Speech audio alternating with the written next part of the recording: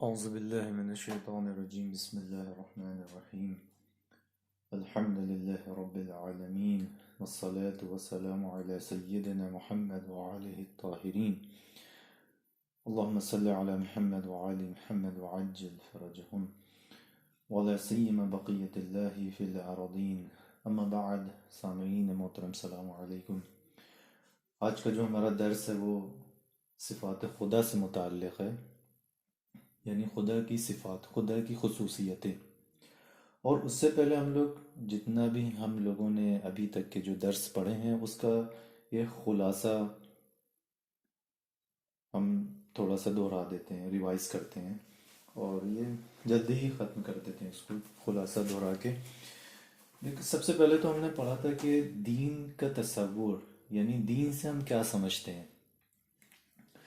تو دین کی جو ہم نے تاریخ بتائی تھی وہ یہ تھی کہ انسان اور جہان کے خالق پر اعتماد رکھنے کے معنی میں ہوتا ہے، اور سارے کاموں کے آرڈرز، یعنی سارے کاموں کے انسانی کاموں کے دستورات جو انسان کے عقائد سے متعلق ہوتے ہیں، جو انسان کے عقائد سے ملتے ہیں، ان کے اوپر اعتقاد رکھنا، یعنی انسان و جہان کے خالق پر اعتقاد رکھنا، اور انسان کے سارے کاموں کے دستورات، انسان کے سارے کاموں کے آرڈرز کہ جو انسان کے عقائد سے ملتے ہیں اس پہ اعتقاد رکھنا۔ اس کے بعد اصول اور فروع کی بحث کی تھی ہم نے بتایا تھا کہ ہر دین میں عقائد کے پارٹ ہوتے ہیں اور کچھ کام احکاموں کے پارٹ ہوتے ہیں۔ احکام جو ہم لوگ ڈیلی جو ہم لوگ کام انجام دیتے ہیں ان کے کچھ دین کے اندر کچھ احکامات ہوتے ہیں، جیسے ہم نے ایک کام کرنا ہے، جیسے نہانا ہے تو کچھ غسل ایسے ہوتے ہیں جو مستحب ہوتے ہیں، کچھ غسل ایسے ہوتے ہیں جو واجب ہوتے ہیں۔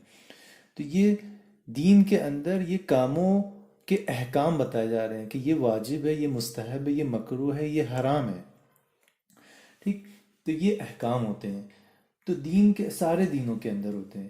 تو ہر دین میں جو عقائد سے ریلیٹڈ جو بحث ہوتی ہے اس کو ہم اصول بولتے ہیں، اور انسان کے سارے کاموں کے جو احکام سے ریلیٹڈ جو بات ہوتی ہے اس کو ہم فروع بولتے ہیں، ٹھیک۔ اب اس کے بعد ہم نے بیان کیا تھا وہ چیزیں جو انسان کی جستجو کرنے کا باعث بنتی ہیں، وہ چیزیں جو انسان کو اندر سے تحقیق کرنے کا باعث بنتی ہے کہ انسان کیوں تحقیق کرے۔ تو ہم نے بتایا تھا کہ انسان کے اندر انسان کی نفسیاتی کچھ خصوصیتوں میں سے ایک خاصیت یہ ہے کہ انسان فطری طور پر حقیقتوں کو پہچاننا چاہتا ہے، انسان فطری طور پر جستجو کرنا چاہتا ہے، ریسرچ کرنا چاہتا ہے کہ حقیقتوں کو پہچانے، دنیا کی جتنی بھی حقیقتیں ہیں ان کو پہچانے جو اس کے سامنے، جو اس کو نہیں معلوم ہے۔ مثال کے طور پر کچھ سوالات بیان کیے گئے تھے جو انسان کے ذہن میں اٹھتے ہیں، جیسے اس کے ذہن میں جب سوال اٹھتا ہے کہ کیا ایسا چیز موجود ہے، کیا ایسی چیز موجود ہے جس کو حس نہیں کیا جا سکتا، اور اس کے بعد وہ اس سوال کی جستجو کرتا ہے اور اس سوال کا جواب پا لیتا ہے، ہاں موجود ہے۔ اور اس کے بعد دوسرا سوال کرتا ہے کیا کوئی رابطہ موجود ہے اس عالم غیب کا اور اس عالم مادے کا، اور اس کے بعد اس سوال کی جستجو کرتا ہے، اس کے بعد اس سوال کا جواب بھی وہ تحقیق کر کے پا لیتا ہے کہ ہاں رابطہ موجود ہے اس دنیا کا اور اس دنیا کا جو دکھتی نہیں ہے۔ اور تیسرا سوال اس کے بعد اس کے ذہن میں آتا ہے کہ کیا کوئی شے ایسی ہے جو محسوس نہیں کی جا سکتی اور اس نے اس دنیا کو خلق کیا ہو۔ تو یہ سارے سوالات جو ہوتے ہیں اس کی تحقیق کا سبب بنتے ہیں، اس کی ریسرچ کا سبب بنتے ہیں کہ وہ ریسرچ کرے، ٹھیک۔ اس کے بعد ہم نے دین کی تلاش کی اہمیت بتائی تھی، کہا کہ انسان فطری طور پر اپنے فائدے کو چاہتا ہے اور سارے نقصانوں سے دور رہنا چاہتا ہے، تب اس کے لیے ضروری ہوتا ہے کہ وہ ایسے دین کی تلاش کرے جو اس کو اس دنیا پر بھی فائدہ پہنچائے اور اس دنیا پر بھی فائدہ پہنچائے جو مادی نہیں ہے، جو میٹر لیس ہے۔ اور انسان اگر ایسا دین نہ رکھتا ہو تو انسان اس دنیا میں بھی سکسیس نہیں پا پائے گا، گروتھ نہیں پا پائے گا، یعنی کمال تک نہیں پہنچ سکتا، اور اس دنیا میں بھی کمال تک کے نہیں پہنچ سکتا۔ کمال تک پہنچنا یعنی انسان خدا کے نزدیک، اس انسان کا خدا کے نزدیک ہونا، جتنا نزدیک ترین ہو سکتا ہے اتنا ہونے کو ہم کمال کہتے ہیں انسان کا۔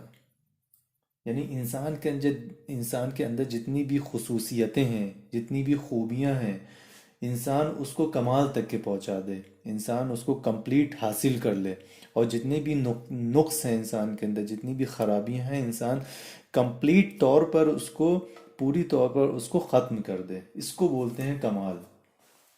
اس کے بعد انسانی زندگی کرنے کی شرط بتائی گئی کہ جس کے لیے صحیح نظریوں کا ہونا ضروری ہے انسان کے اندر، کہ انسان اپنے اندر دنیا کو دیکھنے کے نظریے جو ہیں نا وہ صحیح رکھے۔ اور 3 مقدمے بیان کیے تھے اس سے ریلیٹڈ۔ پہلا مقدمہ یہ تھا کہ انسان ایک ایسا موجود ہے جو اپنے آپ کو کمال پر دیکھنا چاہتا ہے، اپنے آپ کو ایسی جگہ پر دیکھنا چاہتا ہے، یعنی اپنی تمام جتنی بھی خوبیاں ہیں ان کو پوری طریقے سے حاصل کرنا چاہتا ہے، جس کو بولتے ہیں کمال۔ بلندیوں پر دیکھنا چاہتا ہے اپنے آپ کو، سکسیسفل دیکھنا چاہتا ہے اپنے آپ کو، یعنی انسان ایک ایسا موجود ہے، اس کے اندر تمام خصوصیتوں کو کمال کرنا چاہتا ہے، کامل کرنا چاہتا ہے، تب جا کر خدا کے نزدیک ہو سکتا ہے۔ دوسرا مقدمہ، اور یہ کمال یا یہ بلندیاں جہاں پر انسان جانا چاہتا ہے، جہاں جو بلندیوں کو انسان پہنچنا چاہتا ہے، انسان کے اپنے جو ڈیلی کے جو کام ہیں ان کو کرنے سے حاصل ہوتی ہے یہ کمال، یہ بلندیاں۔ تیسرا مقدمہ، عقل جو بھی حکم کرتی ہے وہ اس کے نظریوں مطابق ہوتا ہے، یعنی عقل انسان کی جو بھی حکم کرے گی انسان کو، وہ انسان کے جو بھی انسان کا نظریہ ہوتا ہے دنیا کو دیکھنے کا، جو بھی انسان نظریہ رکھتا ہے اس کے مطابق عقل حکم کرتی ہے کہ یہ کام کرنا ہے، یہ کام نہیں کرنا ہے۔ تو یہ 3 مقدمے بیان کیے تھے، اور اس کے بعد نتیجہ لیا تھا کہ انسان اپنے کاموں کے ذریعے سے کمال تک پہنچ سکتا ہے، اور کون کون سے کام اس کو کمال تک پہنچانے میں مددگار ثابت ہو سکتے ہیں، اس کے لیے اس کو دنیا کو دیکھنے کا نظریہ صحیح کرنا پڑے گا۔ اور اس کے بعد ہم نے دنیا کو دیکھنے کے نظریوں کے اقسام بتائے تھے، کہ ایک تو بتایا تھا علم کی نگاہ سے دنیا کو دیکھنے کا نظریہ، یہ پہلی قسم۔ دوسری قسم بتائی تھی فلسفیانہ، یعنی فلسفے کی نگاہ سے دنیا کو دیکھنے کا نظریہ۔ فلسفے کی نگاہ سے کیا؟ یعنی دلیلیں لانا، یعنی عقل سے سوچنا، سوچ کے دنیا کو دیکھنے کا نظریہ، یعنی کہ جتنا ہو سکے سوچے انسان اور دنیا کو سمجھے، اس کو بولتے ہیں فلسفی نگاہ رکھنا دنیا کے اوپر۔ اور تیسری قسم بتائی تھی کہ دین کی نگاہ سے دنیا کو دیکھنے کا نظریہ، اور چوتھی قسم عرفانی دنیا کو دیکھنے کا نظریہ۔ یہ جو عرفانی کی نگاہ سے، عرفان کی نگاہ سے دنیا کو دیکھنے کا نظریہ ہے، اس کا مطلب یہ کہ انسان کے اندر عبادات کرنے سے جو کچھ چیزیں واضح ہوتی ہیں، کچھ غیب کی چیزیں انسان کے اندر واضح ہو جاتی ہیں، کھل جاتی ہیں، کہ وہ دوسروں کو ایکسپلین نہیں کر سکتا، یعنی اس کے پاس ورڈز نہیں ہوتے ہیں کہ کیسے ایکسپلین کرے۔ تو جو چیزیں اس کے سامنے جو کھل کے آئیں، واضح ہوئیں، اس کے ذہن میں آشکار ہوئیں، تو اس سے کچھ دیکھنے کا نظریہ جو دنیا کا ہوتا ہے اس کو بولتے ہیں عرفانی نگاہ سے دنیا کو دیکھنے کا نظریہ۔ تو یہ ہم نے قسمیں بتائی تھیں دنیا کو دیکھنے کے نظریوں کی قسمیں. اس کے بعد ہم نے ان نظریوں کی نقد کی تھی، اور صرف ایک ہی قسم جو صحیح تھی وہ تھی فلسفی جہان بینی، یعنی فلسفی نگاہ سے دنیا کو دیکھنے کا نظریہ. اور اس کے بعد کچھ خدا کو پہچاننے کی راہوں سے متعلق ہم نے گفتگو کی تھی کہ خدا کو پہچاننے کی کچھ آسان راہیں ہیں، جن میں سے ہم نے کچھ نشانیوں سے متعلق بحث کی تھی کہ کچھ نشانیاں جو ہیں ہمارے آس پاس کی زندگی میں جو ہم لوگ دیکھتے ہیں، جیسے پھول کا اگنا، پیڑ کا بڑا ہونا اور بارش ہونا. مچھلی سے متعلق ہم نے وہ مثال دی تھی، اور پرندوں سے متعلق مثال دی تھی، اور شہد کی مدھو مکھی سے متعلق مثال دی تھی. کہ یہ ساری مثالیں دی تھی کہ ان سب چیزوں کے اوپر ہم تفکر کر کے، فکر کر کے، سوچ کے ہم خدا کی پہچان کر سکتے ہیں. اس کے بعد ہم نے جو گفتگو کی تھی وہ کی تھی واجب الوجود کا ثابت کرنا. یعنی واجب الوجود جو تھا، یعنی وہ موجود جس کا ہونا ہستی پر لازم ہے، ضروری ہے، اس کو ثابت کرنے کی ہم نے بحث کی تھی. ہم نے کہا تھا عقل کے لحاظ سے موجود دو طریقے کے ہوتے ہیں، ایک ہوتا ہے واجب الوجود، ایک ہوتا ہے ممکن الوجود. واجب الوجود کی ہم نے 5 قسمیں بتائی تھیں، 5 خصوصیتیں یعنی ایٹریبیوٹس بتائے تھے. 5 خصوصیتوں میں سے پہلی خاصیت یہ ہے کہ اس کے لیے ہستی ضروری ہے. دوسری، اس کی ذات کو کسی بھی چیز کی ضرورت نہیں ہے. تیسری، وہ ہمیشہ سے ہے، قدیم ہے. چوتھی، محدود نہیں، بے نہایت ہے، وہ لامحدود ہے. پانچواں یہ کہ وہ یگانہ ہے، یعنی ایک ہے، وننس. اور ممکن الوجود کی کچھ خاصیت ہم نے بیان کی تھی. پہلا، اس کی ذات فقیر ہے، یعنی دوسری چیزوں کی نیاز رکھتی ہے. دوسرا، اپنے وجود میں آنے کے لیے دوسرے کے اوپر ڈیپینڈ ہے، اپنے وجود میں آنے کے لیے دوسروں کے اوپر ڈیپینڈ ہے. تیسرا، یہ فنا پذیر ہے، یعنی ختم ہو جائے گی، معدوم ہو جائے گی، ختم ہو جائے گی، مر جائے گی. چوتھا یہ محدود اور متغیر ہے، یعنی ایک تو محدود ہے، لیمیٹڈ ہے، اور چینجبل ہے. متغیر چینجبل ہے، یعنی تبدیل ہوتی رہتی ہے، چینجز آتے رہتے ہیں اس کے اندر. یہ جو ایسا وجود ہے جو ممکن ہے. اب اس کے بعد ہم نے وجوب اور امکان کی دلیل بتائی تھی واجب الوجود کو ثابت کرنے کے لیے. اس میں سے ہم نے 2 مقدمے دیے تھے. سب سے پہلا علت اور معلول کا مقدمہ، یعنی کسی چیز کے ہونے کی وجہ کا مقدمہ دیا تھا کہ کسی چیز کے ہونے کی وجہ کیا ہے. اور دوسرا مقدمہ جو دیا تھا وہ دیا تھا علت، یعنی وجہ، جو وجہ ہوتی ہے کسی چیز کے ہونے کی وجہ کی تسلسل کا باطل ہونا، اس کی ہم نے مثال دی تھی. یعنی ایک بیٹے کے ہونے کی وجہ اس کا باپ ہے، اور اس کے باپ کے ہونے کی وجہ اس کا دادا ہے. تو یہ مثالیں جو تھیں ہم نے دی تھیں. اس کے بعد ہم نے وجوب اور امکان کی دلیل کو بیان کیا تھا.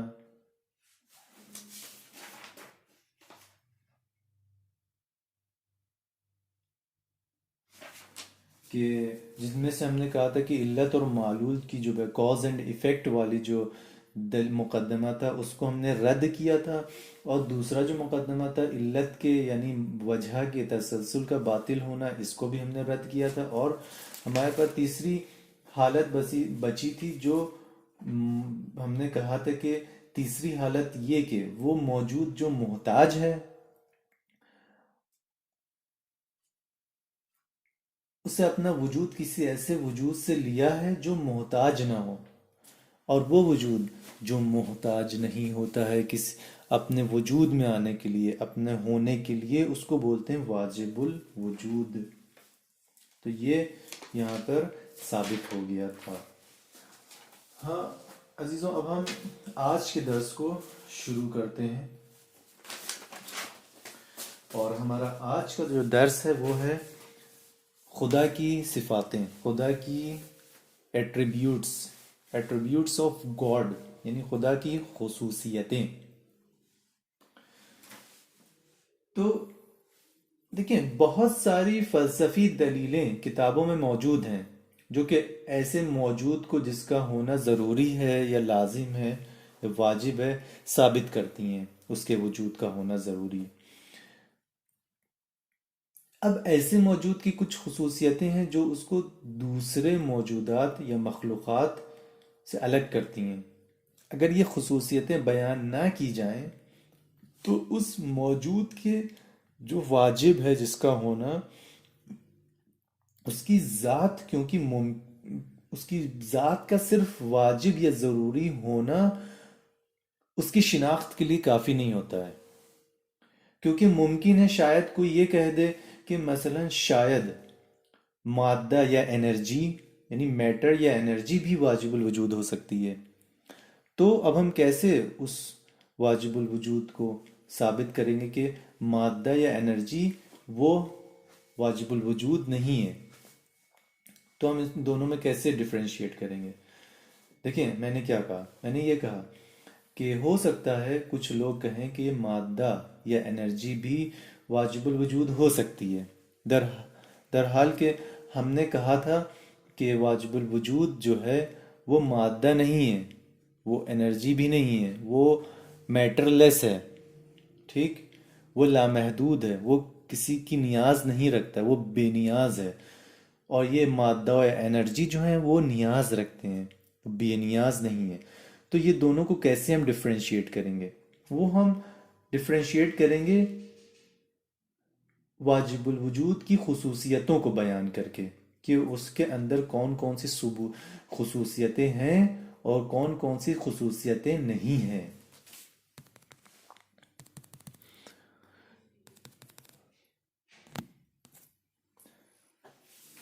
اب ہم کچھ ایسی خصوصیتوں کو بیان کریں گے جو اس موجود کی ذات میں نہ پائی جاتی ہوں، اور کچھ ایسی خصوصیتوں کو بیان کریں گے جو اس کی ذات میں پائی جاتی ہوں، اور جو اس کی ذات میں پائی جاتی ہیں خصوصیتیں ان کو بولتے ہیں صفات ثبوتیہ، اور جو اس کی ذات میں نہیں پائی جاتی ہیں اس کو بولتے ہیں صفات سلبیہ۔ اب ہم دو نتیجے بیان کریں گے، پچھلے درسوں کے دو نتیجے، کہ پچھلے درسوں میں ہم نے ثابت کیا کہ واجب الوجود اپنے ہونے کے لیے کسی بھی چیز یا کسی بھی وجہ کی ضرورت نہیں رکھتا، یعنی اپنے ہونے کے لیے کوئی بھی وجہ نہیں رکھتا ہے، ٹھیک، وہ بے نیاز ہے سب سے، وہ کسی بھی چیز کی نیاز نہیں رکھتا ہے، وہ خود بخود وجود میں آتا ہے، مگر وہ ساری چیزوں یا ساری مخلوقات کے ہونے کی وجہ ہے۔ اور دوسرا نتیجہ یہ کہ سارے موجودات جو ممکن الوجود ہیں، یعنی اس واجب الوجود کے علاوہ جتنے بھی موجودات ہیں جن کا ہونا امکان میں ہے، یعنی جن کا ہونا ہو بھی سکتا ہے اور نہیں بھی ہو سکتا ہے، وہ سب اس کے نیاز مند ہیں، وہ سب اس واجب الوجود کے نیاز مند ہیں، یعنی واجب الوجود ان ساری موجودات کے پیدا ہونے کی وجہ ہے یا علت ہے۔ اب ان دو نتیجوں کو استعمال کریں گے اور ایسی خصوصیات جو نہیں پائی جاتی ہیں اس واجب الوجود میں اور جو پائی جاتی ہیں اس وجود میں، ان کی مدد سے ہم واجب الوجود کو ثابت کریں گے۔ حالانکہ ثابت کرنے کی دلیلیں بہت ساری ہیں، بہت زیادہ موجود ہیں کتابوں میں، مگر ہم نے سہولت کے لیے کسی ایسے ایک کو چنا کہ جو بہت ہی آسان ہو اور اچھے سے سمجھائی جا سکتی ہو۔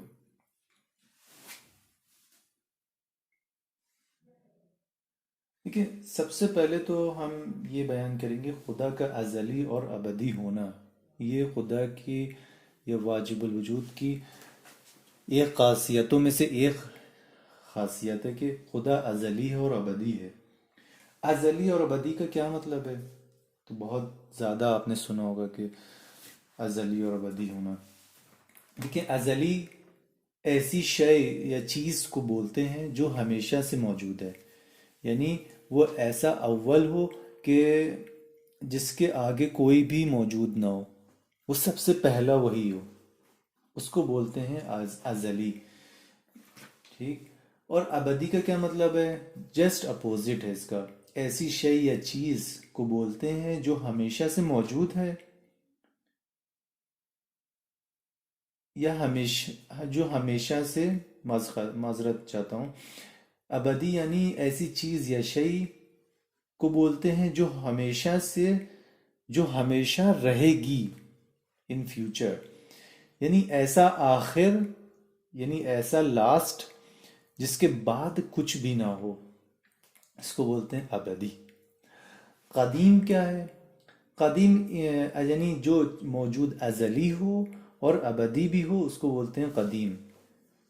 اور سرمدی کیا ہے؟ سرمدی آپ نے بہت سنا ہوگا نام سرمدی.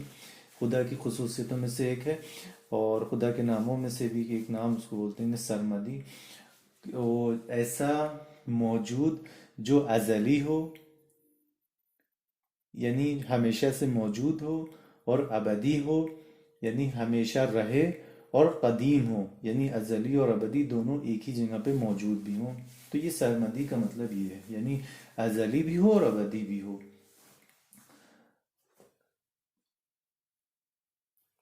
اب سارے موجودات کے خلق ہونے کی وجہ ایسی ذات ہے جو کسی چیز کی محتاج نہیں ہے. اور جب ایک ذات سارے موجودات سے بے نیاز ہے تو وقت سے بھی بے نیاز ہے، ہو جائے گی. اور جب وقت کی قید سے باہر ہو گئی وہ چیز، تو پھر وہ ہمیشہ سے تھی اور ہمیشہ سے رہے گی. یعنی اس کا وجود ہمیشہ سے تھا، یعنی اس کا وجود ضروری تھا ہمیشہ سے اور ہستی کے لیے.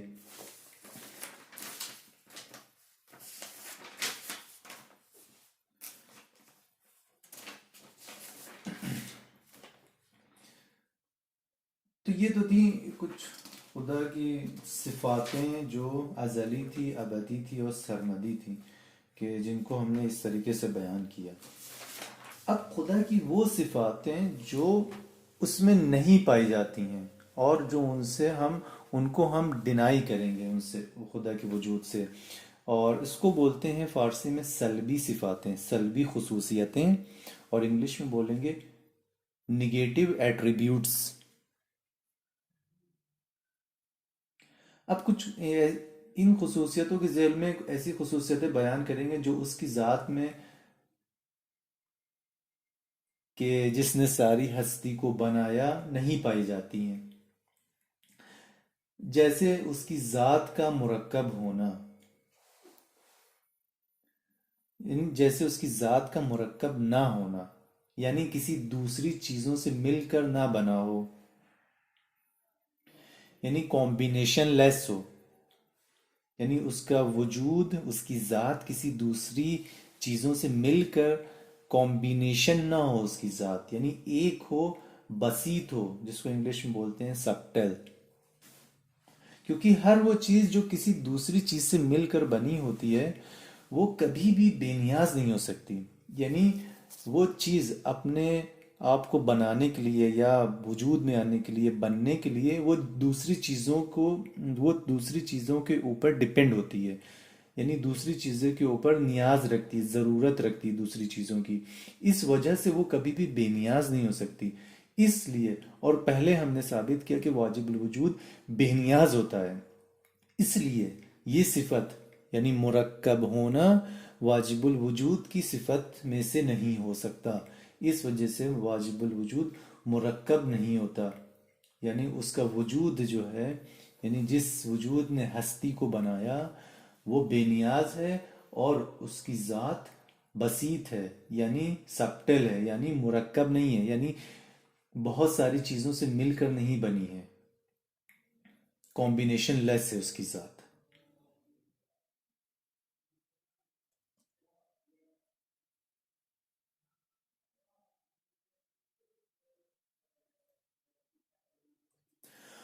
اور تمام موجودات اور مخلوقات جو ہیں وہ ترکیب سے بنے ہیں، یعنی وہ دوسری چیزوں سے مل کر بنے ہیں، تمام مخلوقات موجودات، یعنی ایک چیز سے مل کر بنے ہیں، اور اگر ایک چیز کچھ دوسری چیزوں کا کمبینیشن ہو تو اس کو جسم بولتے ہیں۔ یعنی جسم آپ نے دیکھا، میٹر جس کو بولتے ہیں ہم، جسم یعنی ایک دیوار کو لے لیں، دیوار کتنی ساری چیزوں سے مل کے بنا ہے، واٹر، پارٹیکلز بہت سارے، اس میں مٹی، یہ سب سے مل کے بنا ہے، کوئی بھی جتنی ساری موجودات ہیں وہ کئی ساری چیزوں کا کمبینیشن ہے۔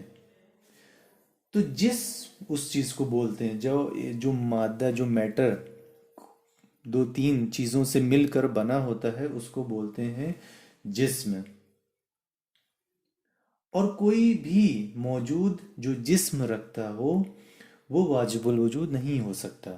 کیوں؟ کیونکہ واجب الوجود ہم نے بتایا کہ کمبینیشن لیس ہوتا ہے اس کا وجود، یعنی کسی بھی دوسری چیز کے اوپر ڈپینڈ نہیں کرتا ہے اپنے آپ کو وجود میں لانے کے لیے، اپنے آپ کو ہونے کے لیے کسی بھی دوسری چیز کے اوپر ڈپینڈ نہیں کرتا ہے۔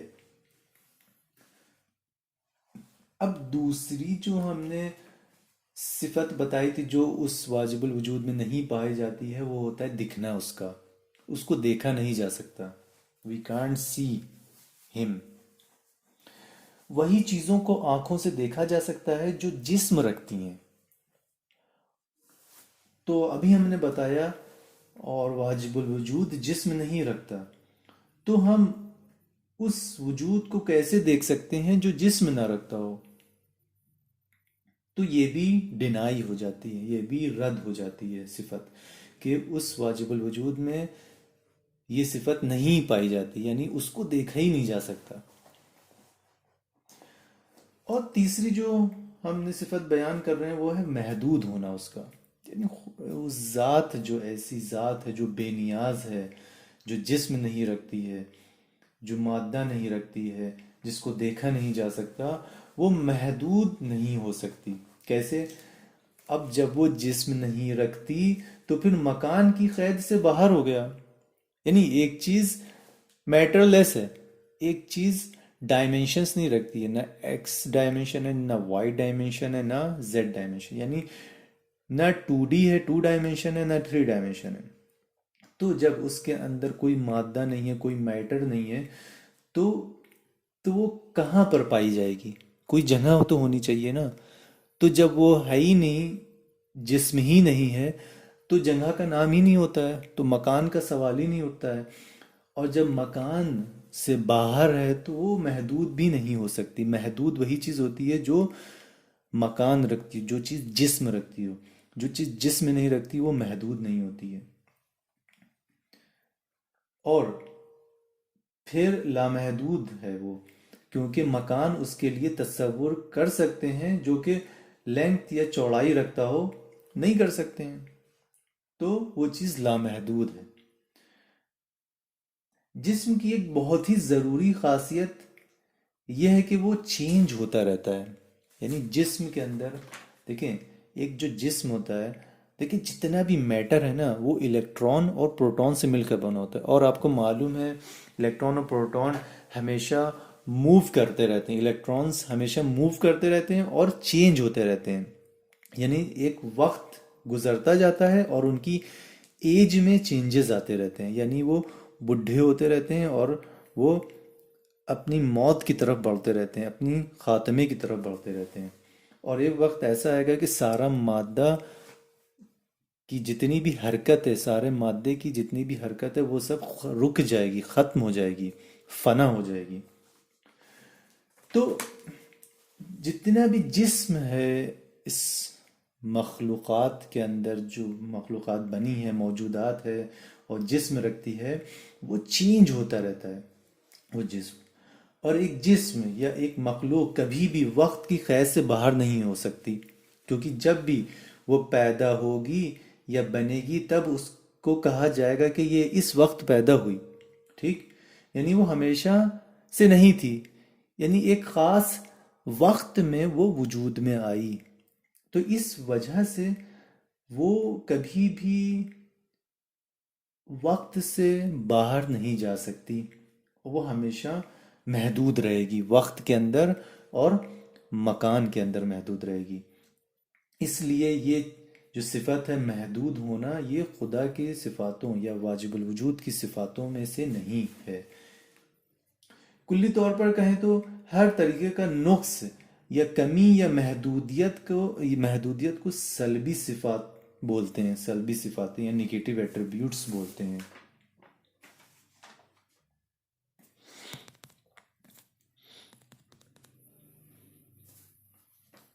ہاں عزیزو، یہ تو تھا آج کا درس۔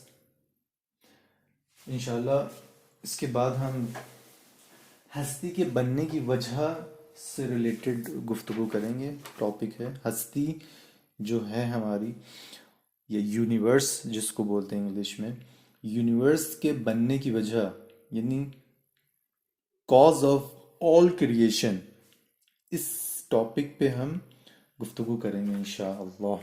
وصلی اللہ علیہ سیدنا محمد وعلیہ الطاہرین۔